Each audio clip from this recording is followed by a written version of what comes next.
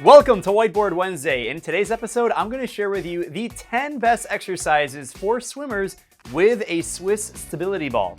If you're new to the channel, welcome to My Swim Pro, where we share the latest and greatest to help you improve your performance and health both in and out of the water. If that sounds interesting, make sure you're subscribed to the channel. We're going to talk about the 10 best different exercises. There's a number of different exercises. If you don't have the My Swim Pro app already, make sure you download it, available for iPhone and Android.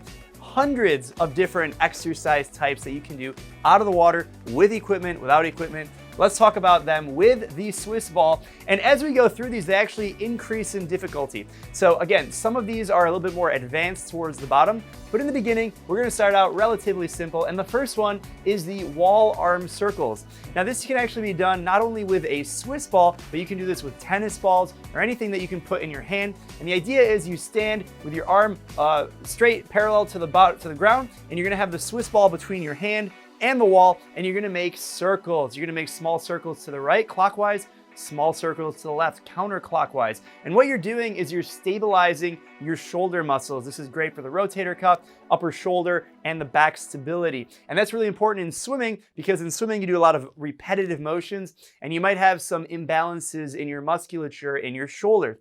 Great exercise to work on your shoulder stability, injury prevention.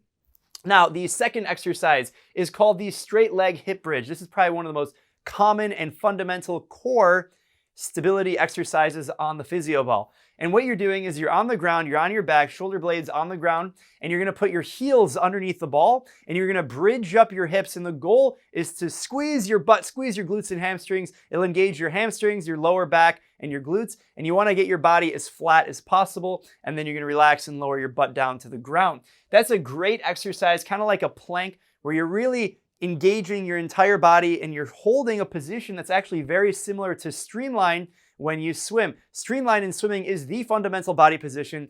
Every single stroke is built off of the foundation of streamline. In fact, in breaststroke, it's pull, kick, glide, streamline, and you hit streamline every stroke.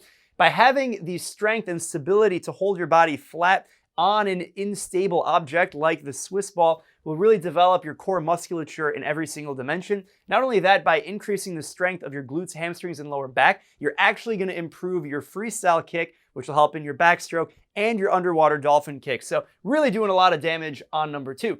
Number 3 is the alternating Superman. This is a fun one. This is where you actually lie on the ball on your stomach. You're going to be on all fours on your knees. So if you think about the ball right here and my body, you're going to be laying on top of it, and you're going to alternate your right arm, your left leg, and your left arm and your right leg, and you're gonna raise them up so that your body is flat. You're gonna try and get the fingertips all the way to your toes on the opposite, your heel on the opposite foot. You're trying to make it flat, and then you alternate hands and legs. And this is really good for building that core stability. This is a great injury prevention movement for your lower back and even your shoulders, because it's really gonna engage the entire body and you have to balance. Now the fourth is sort of the reverse of this. It's called dead bug. You actually lay on your back with the ball just cradled in your body like a baby, but it's a big ball. And you're gonna actually alternate just like you did for the alternating Superman. You're gonna alternate your right leg, left foot, right leg.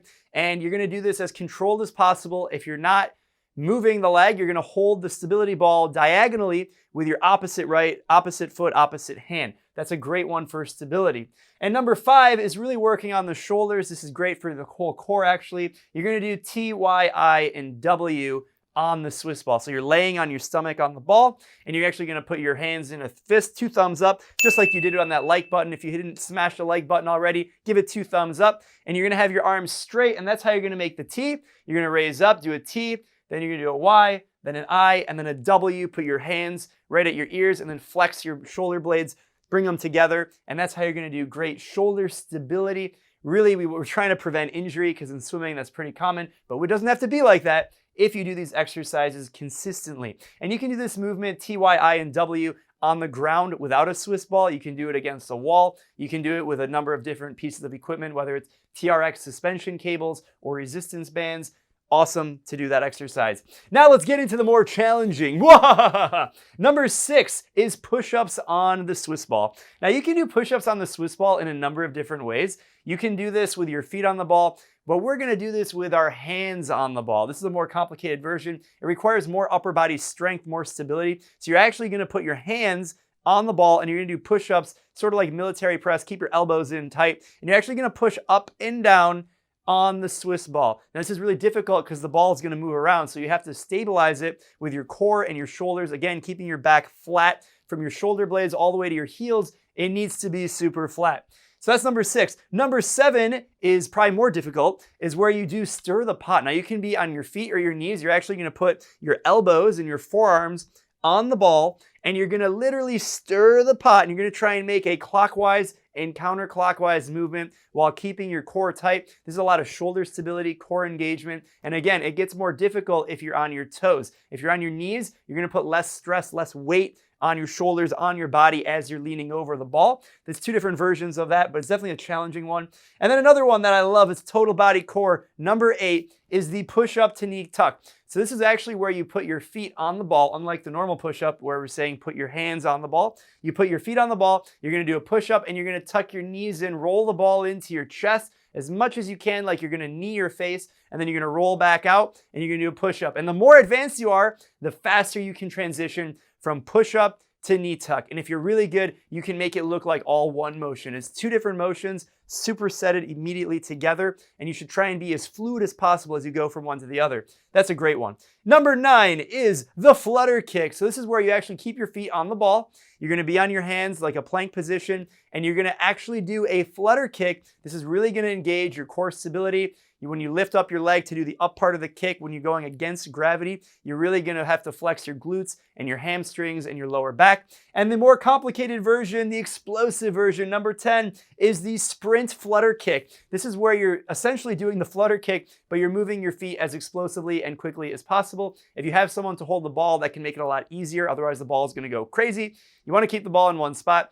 Really important on that one is to keep your form strong. Don't let your kick get too big. You want to keep a short, fast kick just like you would in the water. All of these exercises are super transferable in the pool. And if you're wondering how to structure these into an actual workout, I recommend following some kind of a pattern where you do a certain number of repetitions, take a break, number of repetitions, take a break. Even better than that is you follow the MySwimPro app, available on iPhone and Android, and you'll be able to follow a structured training program week by week, personalized to your skill level. I'm gonna give a shout out to 2 different training programs that I think you guys are gonna like, and they use a number of different pieces of equipment, whether it's a Swiss ball, medicine ball, resistance bands, which you can purchase in the link in the description below. Also, these training programs and overview will also be linked below, but I'll give you a quick overview because we're here. So the first one is the swimmer's core, and it includes a lot of these exercises we actually talked about. They're included, but rather than just doing the same exercise over and over, because that gets boring and it's not really the most efficient use of your time,